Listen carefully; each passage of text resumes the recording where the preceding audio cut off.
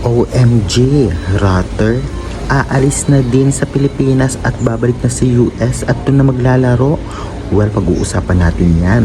At syempre, Bernadette Pons at Cici Rondina confirm na maglalaro ngayong PBL 2026. Kaya yan ating pag-uusapan in this video. Kaya before that guys, please huwag niyong kalimutan mag-like, comment, and subscribe, and pa-hit the notification bell for more valuable updates. Maraming salamat sa suporta niyo. Well, masasabi nga natin na talaga namang itong si Rutter ay isa rin talaga sa dapat asahan, especially sa ating national team sa Alas Pilipinas dahil nga sa tangkad at malakas din pumalo. Medyo masasabi nga natin na talagang ma-error lamang sa service, ngunit magaling pa rin siya at advantage ang kanyang tangkad. Ganun pa man, hindi daw ito pumirma o nag-renew sa Signal HD Spikers Men's Volleyball. Grabe, baka daw bumalik na ng US at doon na maglaro o di naman kaya ikakasal na. Bali-balita na parang ikakasal na daw si Rutter. Gan pa man, marami pa ring supporters itong si Rutter at abangan na lang po natin kung ano talaga o ang reason kung bakit siya talaga mabalik na ng US.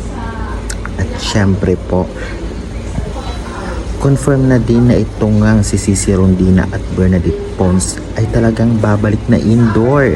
Ito mismo ay kinonfirm nitong si Mother Lilio, ang isa sa mga legit sources pagdating nga sa volleyball dito sa Pilipinas. Na-post niya nga na talagang magsasama na itong si Kat Tolentino, Cici Rondina at Ea Laure. Kaya kaabang-abang ito, tiyak na magiging malakas talaga ang Chocomucho next PBL 2026. At hindi lang yan, kahit ang sister team nila maraming magbabalik dahil confirmed din itong si Bernadette Pons na maglalaro na based sa post nitong si Mother Lilio na talaga namang marami nag-aabang sa kanyang lakas.